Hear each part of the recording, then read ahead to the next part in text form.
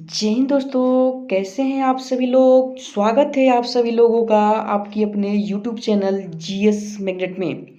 जैसा कि आप सभी लोगों को पता है कि जो आपका बिहार पुलिस मद्य निषेध विभाग में आपका वैकेंसी 689 सीटों पर निकला है। इस 689 सीट के लिए हम लोग आज के इस वीडियो में जीके और जीएस का न्यू प्रैक्टिस सेट नंबर 10 को सॉल्व करेंगे। ठीक है, इसके पहले हम लोग यानी कि 9 प्रैक्टिस सेट यानी कि जीके जीएस का और स्पेशल साइंस का 10 प्रैक्टिस सेट को कवर किया है। और इस देखिए, इस सेशन के सारे प्रश्न आपके बिहार पुलिस मद्य निषेध के जो सिलेबस है उस सिलेबस पर आधारित है। और आपके एग्जाम में जो प्रश्न पूछा जा चुका है उस प्रश्न पे भी आधारित यह सेशन रहने वाला है। तो अगर आप सभी इस चैनल से नहीं जुड़े हैं, चैनल पर नए हैं, तो चैनल को सब्सक्राइब कर लीजिए और बगल वाले बेल आइकन को दबा दीजिए ताकि कोई भी प्रैक्टिस सेट आपसे नहीं छूट पाए और आप भी इस बार बिहार पुलिस मद्य निषेध के वर्दी लेने में कामयाब हो सके। तो चलिए ज़्यादा देर न करते हुए अपने पहले प्रश्न पे आ रहे हैं। और पहला प्रश्न क्या पूछा जा रहा है, आप लोग तैयार रहिए। हाँ देखिए, बहुत सारे स्टूडेंट यह कमेंट कर रहे हैं कि आप फुल प्रैक्टिस सेट कराइए। देखिए, मैं फुल ही प्रैक्टिस सेट करा रहा हूँ, लेकिन आप कोई भी प्रैक्टिस सेट को जब सॉल्व कीजिएगा तो उसमें लगभग 20 से 25 मैथ के क्वेश्चन दिया रहता है। ठीक है ना, हिंदी का भी 10 से 15-20 प्रश्न एक्स्ट्रा दिया रहता है। तो देखिए, अगर मैथ के प्रश्न को मैं एक सॉल्व करूंगा तो लगभग 10 मिनट लग जाएगा, 15 मिनट समझाने में। तो इसलिए मैंने आप सभी से बोला है कि मैथ के लिए और स्पेशल हिंदी के लिए मैं अलग से बहुत जल्द आप लोगों के लिए सेशन लेकर के आऊँगा। जो आपके एग्जाम में जो कराएंगे मैथ हिंदी का जो बताएंगे वो सीधा सीधा प्रश्न छपेगा। आप थोड़ा सा वेट कीजिए, उस पर काम चल रहा है। ठीक है ना, तो चलिए आते हैं अपने पहले प्रश्न पे। तो देखिए, आपका पहला प्रश्न आपसे पूछा जा रहा है कि लाइकेन किन दो के बीच का संबंध है। लाइकेन किन दो के बीच का संबंध आपको बताना है। आप जल्दी से इसका आंसर कीजिए, तब तक मैं अगला कुछ इससे रिलेशनशिप रखने वाले बातों को बताता हूँ। देखिए, जो आपका लाइकेन होता है ना, तो यह क्या होता है, लाइकेन के निम्न श्रेणी के छोटी वनस्पतियों का समूह होता है। इस बात को ध्यान रखिएगा। अगर इसका बात किया जाए कि यह उगता कहाँ है, तो यह किसी दूसरे पौधे के नहीं तो पत्ते पर दिखाई देते हैं, नहीं तो उसके छाल में दिखाई देते हैं, नहीं तो उसके कवच पे आप देख सकते हैं दिखाई देते हैं, या उसके दीवारों पर दिखाई देते हैं। तो यह जो लाइकेन आपका संबंधित रहने वाला है, यह किससे संबंधित रहने वाला है, तो ऑप्शन नंबर ए शैवाल और कवक से ध्यान रखिएगा। ठीक है ना। चलिए अगला प्रश्न देखिए, 2 नंबर आपसे क्या पूछा जा रहा है।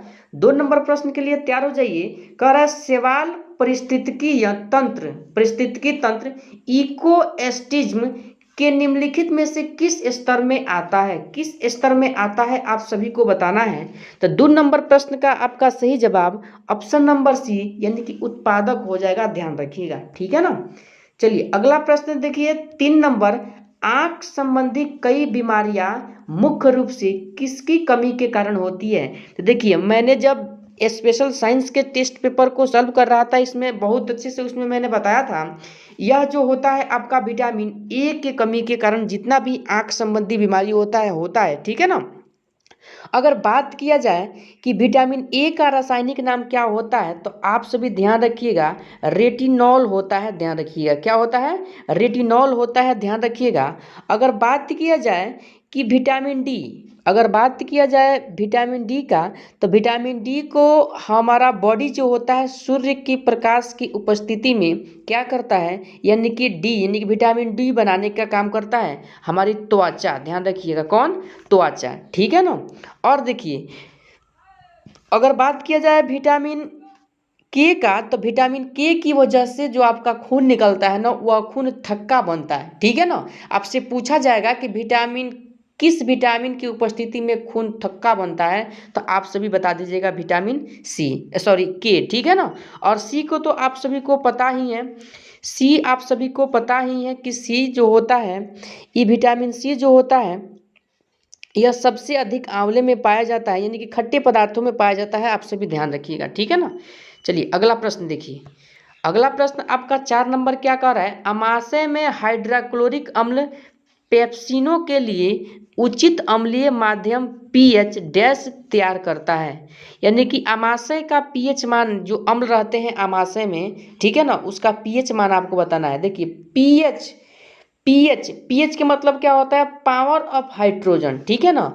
इसकी खोज दो किए थे, यानी कि सोरेनसन नामक वैज्ञानिक ने किया था, ठीक है ना।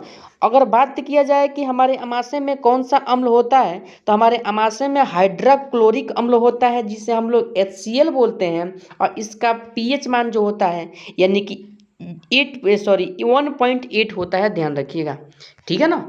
चलिए अगला प्रश्न देखिए, 5 नंबर का है, कौन सा रासायनिक यौगिक अनिवार्यतः सभी विषाणुओं में पाया जाता है। तो 5 नंबर प्रश्न का सही जवाब कीजिए। तो 5 नंबर प्रश्न का आपका सही जवाब ऑप्शन नंबर ए प्रोटीन हो जाएगा, ध्यान रखिएगा। चलिए अगला प्रश्न को देख लीजिए, क्या पूछा जा रहा है, यानी कि बीटी कल्चर डैश को संदर्भित करता है। बीटी कल्चर किसको संदर्भित करता है, आप सभी को बताना है। तो 6 नंबर प्रश्न का आपका सही जवाब ऑप्शन नंबर यानी कि बी अंगूर की खेती, ध्यान रखिएगा, ठीक है ना। चलिए अगला प्रश्न देख लीजिए, 7 नंबर प्रश्न थोड़ा छोटा कर देते हैं। देखिए थोड़ा छोटा कर देते हैं, लॉन्ग है। एक उपभोक्ता समन्वयावस्था में कहा जाएगा यदि आपको कारण बताना है। देखिए चारों ऑप्शन को पढ़िए और कारण बताइए। अगर बात किया जाए क्वेश्चन 7 के सही आंसर का, तो जल्दी से आप लोग बताइए। तो इस प्रश्न का सही जवाब ऑप्शन नंबर ए, यानी कि वह आय के लिए निश्चित स्तर पर अपनी आवश्यकताओं को पूरा करने में सक्षम हो, ठीक है ना। चलिए 8 नंबर प्रश्न को देख लीजिए, उप मुख्य संकट यानी कि सब प्राइम क्राइमिसिस शब्द निम्नलिखित में से किस घटना से संबंधित है। किस घटना से संबंधित है आप सभी को बताना है। तो यह जो संबंधित है वह ऑप्शन नंबर है, यानी कि आर्थिक मंदी से संबंधित है, ठीक है ना। और आर्थिक मंदी कब आई थी, तो 2008 में, ध्यान रखिएगा, ठीक है ना। चलिए अगला प्रश्न देख लीजिए, अगला प्रश्न 9 नंबर देखिए, श्रमिक की उत्पादकता बढ़ाने पर निम्नलिखित में से क्या घटित होता है। क्या घटित होता है आप सभी को बताना है। आप सभी के पास 4 ऑप्शन दिया गया है। तो 9 नंबर प्रश्न का सही जवाब आपका ऑप्शन नंबर सी, यानी कि प्रतियोगी फर्मों को अधिक पूंजी के प्रयोग के लिए प्रेरित किया जाएगा, ध्यान रखिएगा। चलिए देख लीजिए आप लोग ऑप्शन। आगे बढ़ते हैं, अगले प्रश्न पे आते हैं। अगला प्रश्न देखिए 10 नंबर क्या कह रहा है, प्रच्छंद बेरोजगारी का अर्थ है। प्रच्छंद बेरोजगारी का अर्थ क्या है, इस प्रश्न को मैंने बहुत बार बताया भी है। ऑप्शन नंबर डी, यानी कि आवश्यकता से अधिक लोगों का कार्यरत होना, ठीक है ना। चलिए अगला प्रश्न देख लीजिए, अगला प्रश्न आपका 11 नंबर क्या कर रहा है, रिजर्व बैंक ऑफ इंडिया की स्थापना किस वर्ष हुई थी। रिजर्व बैंक ऑफ इंडिया की स्थापना आपको बताना है।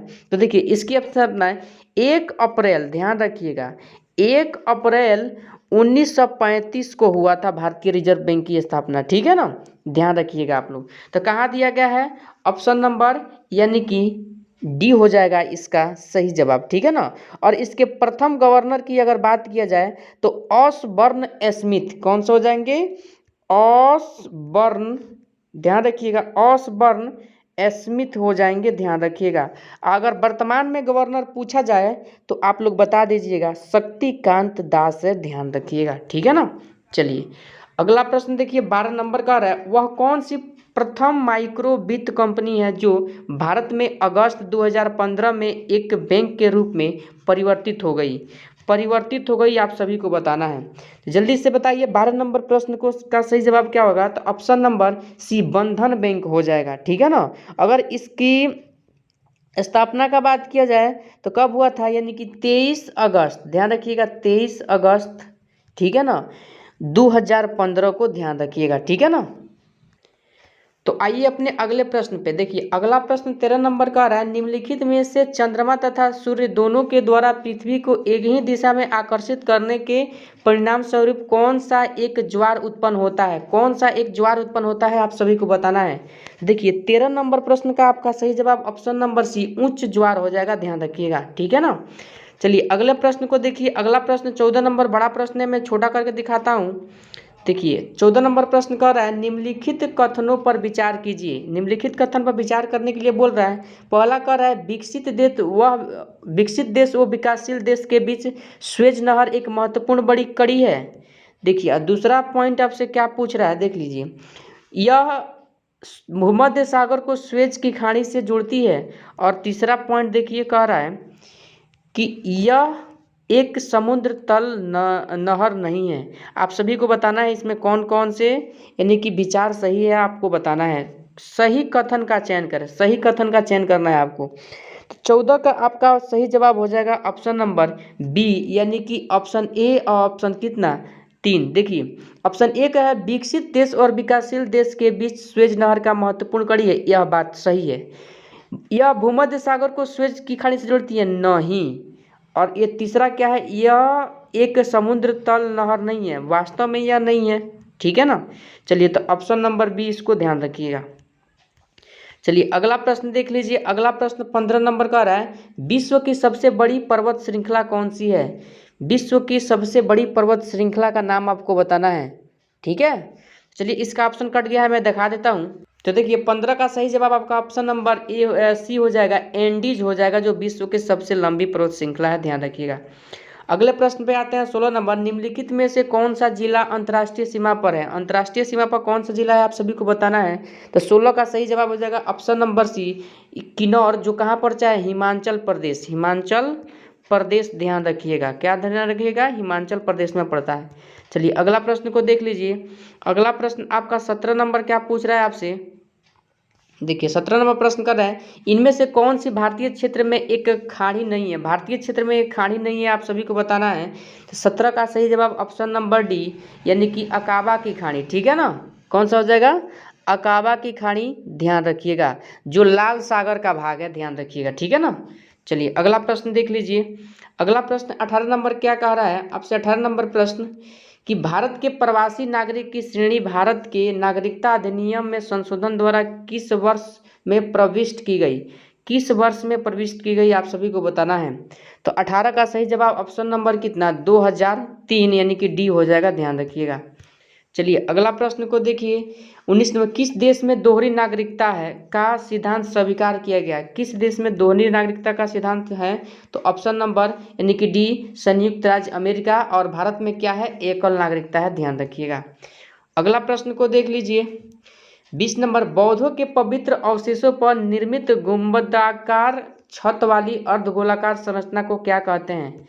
क्या कहते हैं आप सभी को बताना है। तो 20 का सही जवाब ऑप्शन नंबर ए, स्तूप हो जाएगा, ध्यान रखिएगा, ठीक है। चलिए 21 नंबर प्रश्न को आप सभी देख लीजिए। निम्नलिखित में से अवैध वेदांत के अनुसार किसके द्वारा मुक्ति प्राप्त की जा सकती है। किसके द्वारा मुक्ति प्राप्त की जा सकती है, आप सभी को बताना है। तो इसका सही जवाब ऑप्शन नंबर ए, ज्ञान हो जाएगा, ध्यान रखिएगा। चलिए 22 नंबर प्रश्न को देख लीजिए। धर्मत का युद्ध निम्नलिखित में से किनके बीच लड़ा गया था। धर्मत का युद्ध किनके बीच लड़ा गया था। तो जो धर्मत का युद्ध था वह शाहजहां के जो उत्तराधिकारी था औरंगजेब तथा दारा सिकोह के मध्य हुआ था, यानी दारा सिकोह के बीच हुआ था।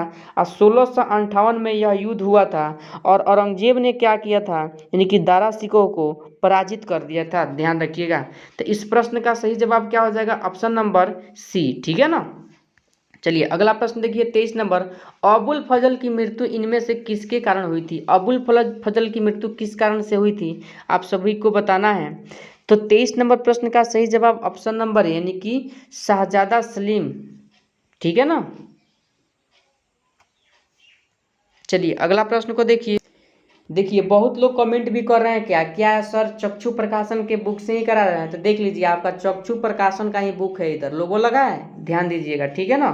तो अब कमेंट मत कीजिएगा कि चक्षु प्रकाशन से नहीं करा रहे हैं। चलिए अगला प्रश्न देखिए 24 नंबर, सम्राट अकबर द्वारा निम्नलिखित में से किसको जरी कलम की उपाधि प्रदान की गई थी। किसको जरी कलम की उपाधि प्रदान की गई थी। तो 24 नंबर प्रश्न का आपका सही जवाब क्या हो जाएगा, जल्दी से बताइए। तो 24 नंबर प्रश्न का सही जवाब आपका ऑप्शन नंबर यानी कि ए, मोहम्मद हुसैन, ठीक है ना, ध्यान रखिएगा। चलिए अगला प्रश्न को देखिए। अगला प्रश्न है आपका कई नंबर 25 नंबर प्रश्न कह रहा है, एतमादौला का मकबरा आगरा में किसने बनवाया था। एतमादौला का मकबरा किसने बनवाया था। तो नूरजहां ने बनवाया था, ठीक है ना। किसने बनवाया था, नूरजहां, ऑप्शन नंबर सी, ध्यान रखिएगा।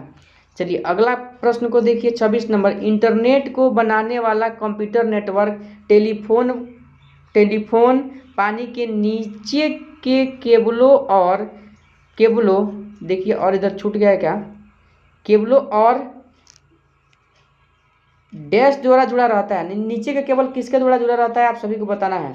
तो 20 नंबर प्रश्न 26 नंबर प्रश्न का सही जवाब कीजिए तो ऑप्शन नंबर डी यानी कि उपग्रहों से जुड़ा रहता है, ध्यान रखिएगा, ठीक है ना। चलिए अगला प्रश्न देखिए 27 नंबर, ताजमहल के पीला होने के लिए निम्नलिखित में से कौन जिम्मेदार है। तो अगर बात किया जाए ताजमहल के पीलापन का कारण क्या है तो आप लोग देखिए 27 नंबर प्रश्न का सही जवाब ऑप्शन नंबर यानी कि सी सल्फर डाइऑक्साइड, क्या हो जाएगा, सल्फर डाइऑक्साइड SO2, ध्यान रखिएगा, ठीक है ना। चलिए अगले प्रश्न पे आ जाइए 28 नंबर, भूकंपी तरंगों को डैश उपकरण द्वारा रिकॉर्ड किया जाता है, किसके द्वारा रिकॉर्ड किया जाता है आप सभी को बताना है।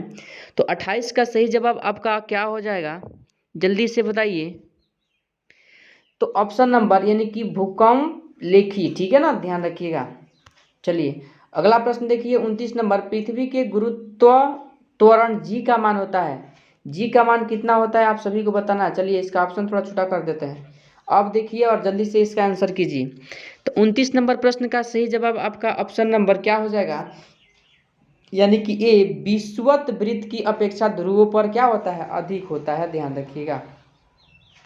चलिए अगले प्रश्न की तरफ आ जाइए। देखिए अगला प्रश्न आपसे न्यूमेरिकल प्रश्न है 30 नंबर, किसी विद्युतीय पदार्थ का प्रतिरोधक यानी कि ओम में कितना होगा यदि उसमें 2 पॉइंट इतना एम्पियर की धारा प्रवाहित होती है, विभवांतर इतना है। देखिए 8 वोल्ट विभवांतर दिया गया है, ठीक है ना, 8 वोल्ट विभवांतर, एम्पियर का मान कितना दिया है 0.2 वोल्ट। तो आप लोग ओम के नियम जानते हैं ना, V बराबर IR, इसी पर V का मान रख दीजिए 8 वोल्ट, अब I का मान रख दीजिए 0.2 और R का मान निकाल लीजिए, ठीक है ना। तो चलिए इस निकाल लीजिए अपने कॉपी पर, ठीक है, मैं इसका आंसर बता देता हूँ नहीं तो वीडियो लॉन्ग हो जाएगा। ऑप्शन नंबर ए इसका सही होगा, ठीक है ना। चलिए अगला प्रश्न को देख लीजिए। अगला प्रश्न आपका 31 नंबर का रहा है, वातावरण की कौन सी परत ओजोनोस्फीयर भी कहलाती है, ओजोनोस्फीयर कौन सा परत कहलाता है आपको बताना है। तो 31 का सही जवाब ऑप्शन नंबर बी स्ट्रेटोस्फीयर कहलाता है, ध्यान रखिएगा। चलिए अगला प्रश्न देखिए 32 नंबर, निम्नलिखित में से किस गैस का उपयोग वनस्पति तेल से संबंधित घी के निर्माण में किया जाता है, घी के निर्माण में किसका उपयोग किया जाता है आप सभी को बताना है। तो 32 का सही जवाब ऑप्शन नंबर ए हाइड्रोजन का उपयोग किया जाता है, ध्यान रखिएगा। चलिए आते हैं अपने 33 नंबर प्रश्न।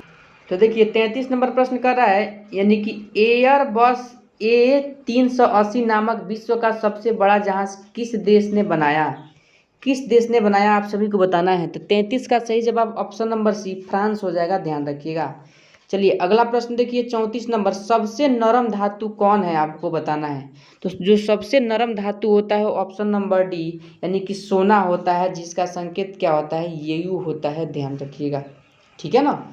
चलिए अगला प्रश्न देखिए 35 नंबर, अंग जिनकी संरचना तथा घटक भिन्न भिन्न होते हैं परंतु सामान्य कार्य करते हैं डैश कहलाता है। देखिए प्रश्न को समझिए और तब आंसर कीजिए, ठीक है ना।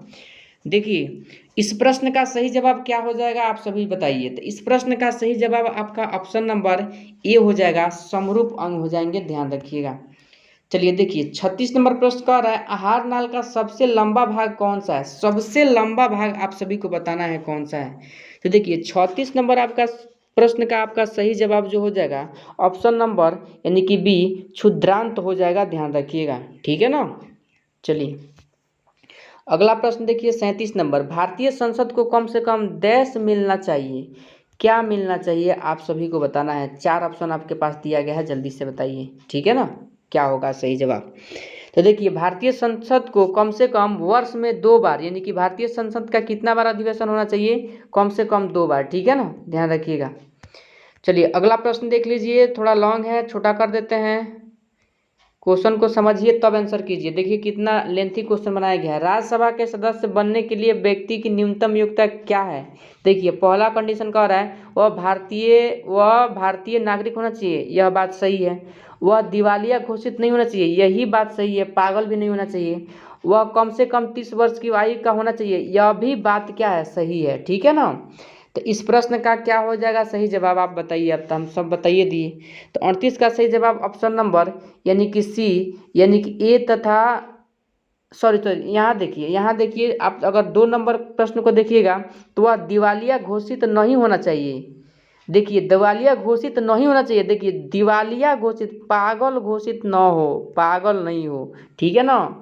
चलिए इस प्रश्न का सही जवाब क्या होगा आप सभी बता दीजिए। तो इस प्रश्न का सही जवाब हो जाएगा आपका ऑप्शन नंबर यानी कि सी 1/3। ठीक है ना। चलिए ध्यान दीजिए, अगला प्रश्न देख लीजिए।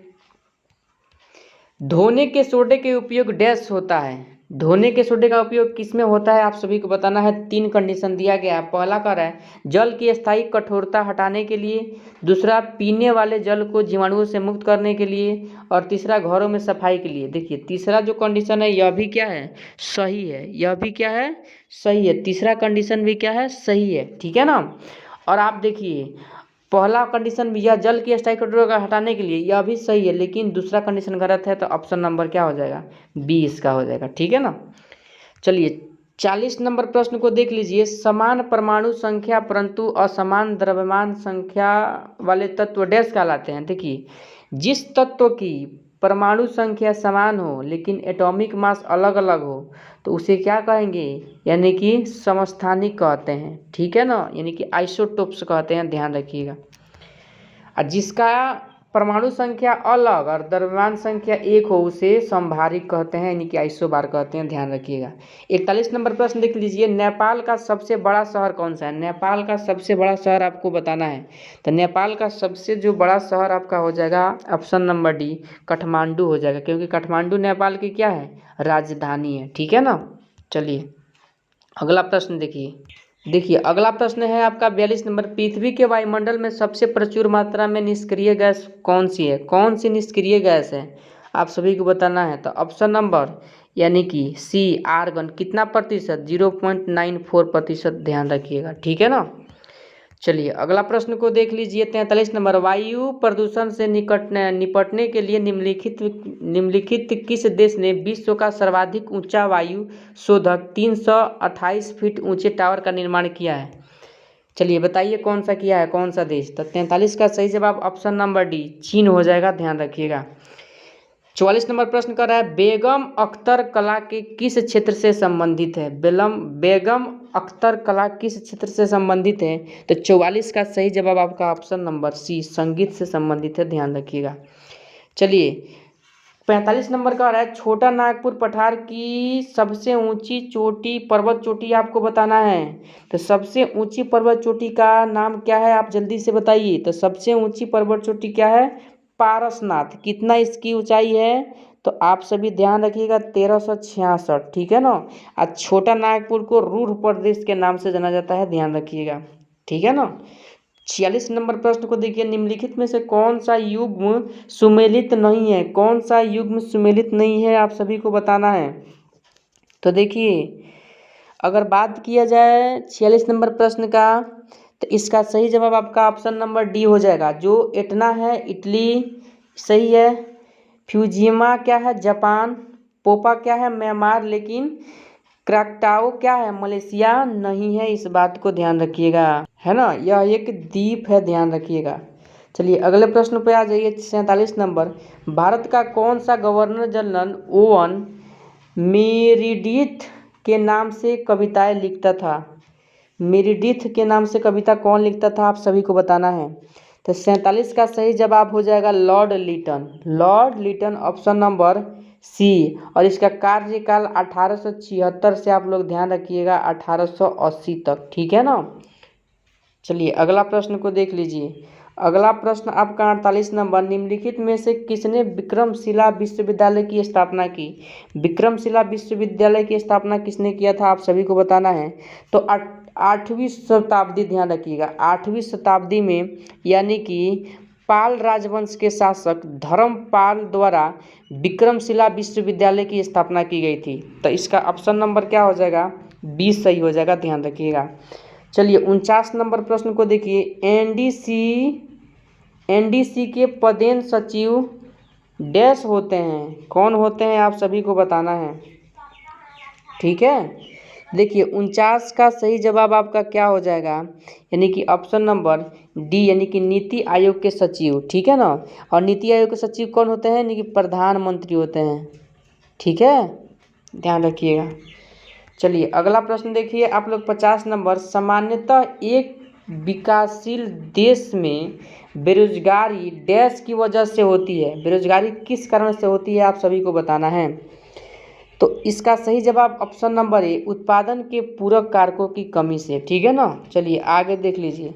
अब देखिए 51 से 100 तक जो नंबरिंग का आपका क्वेश्चन है, यानी कि मैथ और हिंदी का प्रश्न है, और मैथ ही स्टार्ट हो गया है। कम से कम 25 प्रश्न मैथ के ही है। तो बताइए इसमें सॉल्व करना संभव है? बहुत लॉन्ग वीडियो हो जाएगा, इसीलिए इस वीडियो में मात्र हम लोग 50 ही जीके जीएस के प्रश्नों को कवर किए हैं। ठीक है ना।